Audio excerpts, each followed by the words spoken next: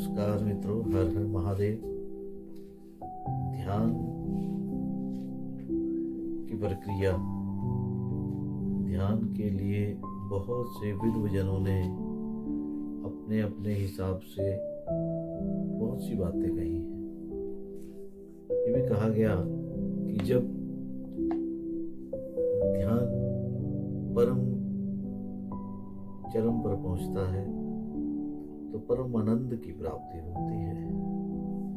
यदि ये कहा जाए कि जब व्यक्ति को आनंद की प्राप्ति होती है तब स्वतः ही ध्यान लग जाता है।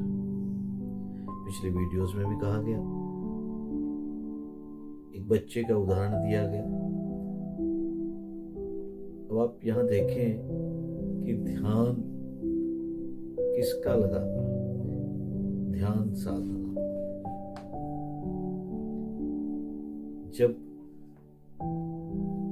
कोई व्यक्ति, जैसे अब ये मान लीजिए कि जो परम पिता परमात्मा है वो साकार भी है, निराकार भी है, निर्गुण भी है, सगुण भी है। एक व्यक्ति यदि किसी साकार छवि को लेकर के उसका ध्यान लगाता है तो उसके लिए ध्यान को लगाना आसान है, क्योंकि वो जिस भी देवी देवता को, उस परम सत्ता के जिस भी अंश को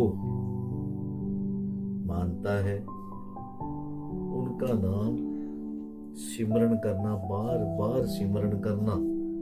तो सिमरन करते करते एक समय ऐसा आता है जब उसका ध्यान स्वतः लग जाता है, क्योंकि उसको सिमरन में आनंद आ रहा है। वो अपने इष्ट की छवि को अपने मन मस्तिष्क में धारण करके उनका ध्यान करता है, उनके गुणों का गुणगान करता है,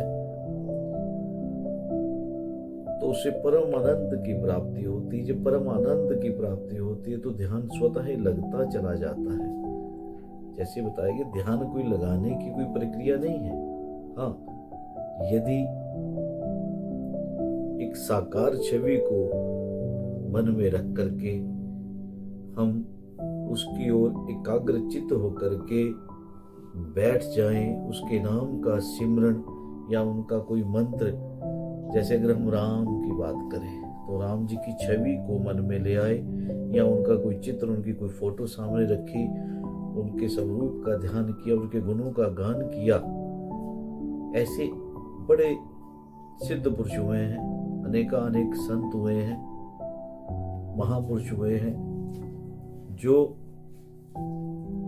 नाम से, उनके नाम का सिमरन परमपिता परमात्मा जो सर्वव्यापी है, जो निराकार भी है, साकार भी है, सगुण भी है, निर्गुण भी है, उन सब का, जैसे उनका ध्यान जो सर्वव्यापी है, यानी सब जगह पर विद्यमान है, कण कण में विद्यमान है, वो सर्वव्यापी परमात्मा है। उसका ध्यान आपने किसी भी रूप में किया,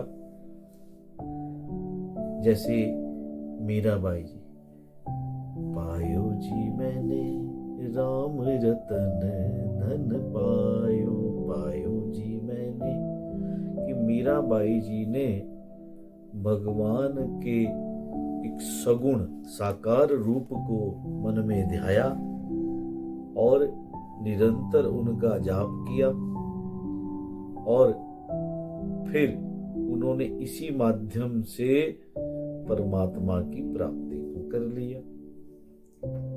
ऐसे ही चैतन्य महाप्रभु जी, जिन्होंने नाच करके, गा करके, श्री गुरु नानक देव जी, श्री कबीर साहब जी, श्री गुरु रविदास जी से अनेकानेक संत हुए हैं, जिन्होंने उस ईश्वर के नाम का सिमरन किया।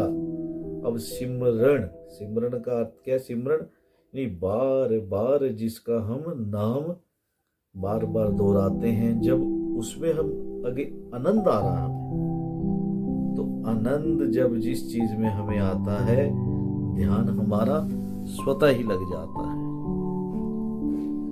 जैसे इन महापुरुषों का नाम लिया गया, इन्हें किसी कृत्रिम रूप से ध्यान लगाने की आवश्यकता ही नहीं पड़ी। क्यों नहीं पड़ी?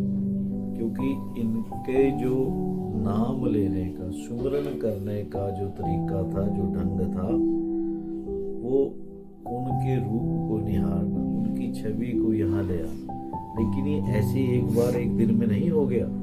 इसके लिए उनका प्रभु से प्रेम करना। अब प्रभु से प्रेम करना, अब ठीक है, सामने आपके एक आकार आ गया, आपने उस आकार को, उस छवि को अपने मन में धारण कर लिया। लेकिन जब तक आप उस ब्रह्म को नहीं जानेंगे, जब तक आप ब्रह्म को नहीं जानते, अब ऐसे ब्रह्म को कैसे जाना जाए? बहुत सी विधियां हैं, शास्त्रों में बहुत कुछ लिखा हुआ है, परंतु आयु बहुत थोड़ी है।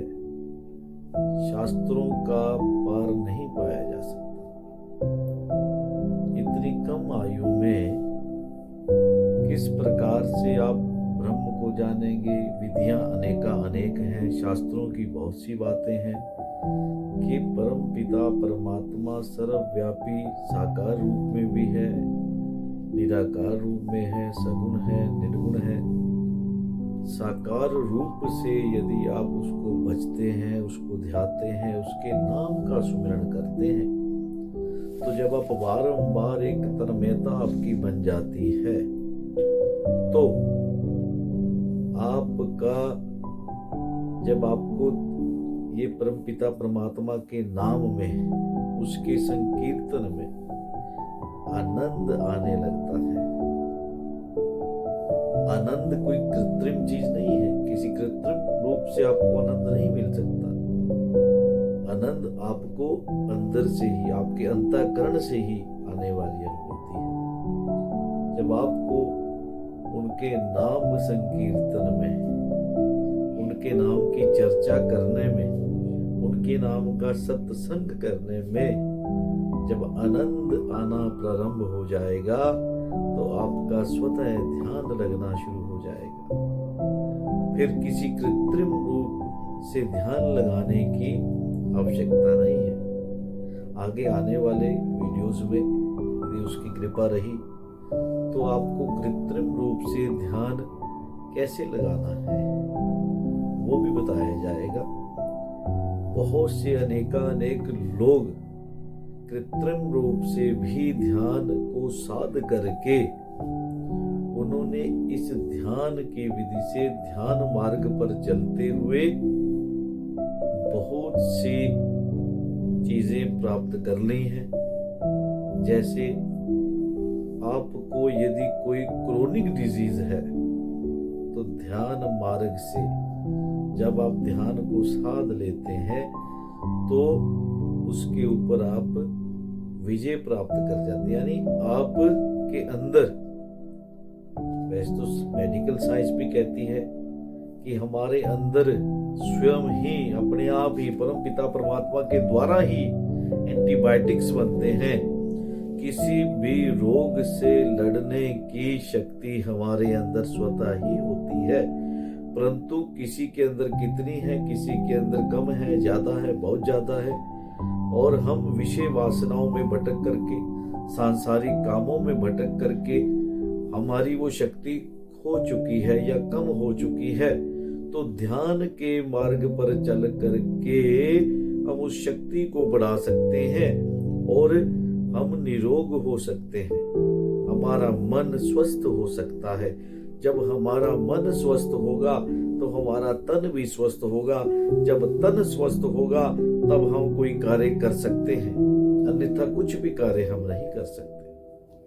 तो ध्यान मार्ग, और यह विद्यार्थियों के लिए भी, कि जो विद्यार्थी कुछ समय के लिए यदि एकाग्रचित्त होकर के कृत्रिम रूप से ध्यान की प्रैक्टिस करता है, ध्यान की साधना के मार्ग में अग्रसर होता है, तो वो ऐसी शक्तियां प्राप्त कर सकता है कि एक बार पढ़ने मात्र से उसको सब कुछ याद हो जाएगा, कोई त्रुटि नहीं करेगा। ध्यान का हमारे जीवन में बहुत अधिक महत्व है। हमारे भारत देश यानी आर्यव्रत देश, आर्यव्रत है हमारे भारत का नाम आर्यव्रत। तो आर्यव्रत की बहुत सी देन है पूरे विश्व के लिए, उसमें से एक ध्यान का मार्ग भी है। ध्यान मार्ग महात्मा बुद्ध जी के द्वारा बतलाया गया, और भी बड़े बड़े संत हुए हैं, उनके द्वारा कृत्रिम रूप से किस प्रकार ध्यान को लगाया जाए। लेकिन इससे पहले हम ये समझें कि साकार, क्योंकि निराकार ध्यान को लगाना है, उसके लिए पहले आपके अंदर बहुत सी योग्यताएं होनी चाहिए। उनका जिक्र हम अगली वीडियोस में करेंगे कि हमारे अंदर क्या क्या योग्यता होनी चाहिए जिससे हम कृत्रिम रूप से ध्यान लगाएं। और ध्यान किसका लगाएं?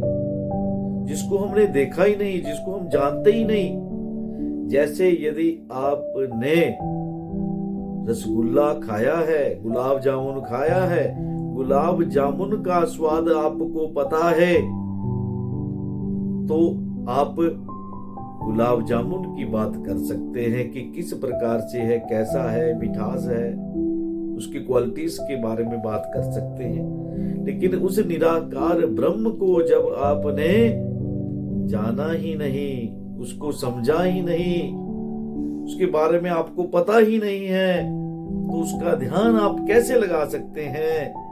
तो इसलिए जो व्यक्ति साकार रूप से उस ईश्वर को, परब्रह्म को, सर्वव्यापी परमात्मा को, सर्व संपन्न, सर्वगुण संपन्न जो ईश्वर है, जिसे कहा गया एकम नित्यम, कि वो परम पिता परमात्मा ही नित्य है, यानी सदैव है, पहले भी था, आज भी है, आगे भी वही रहेगा।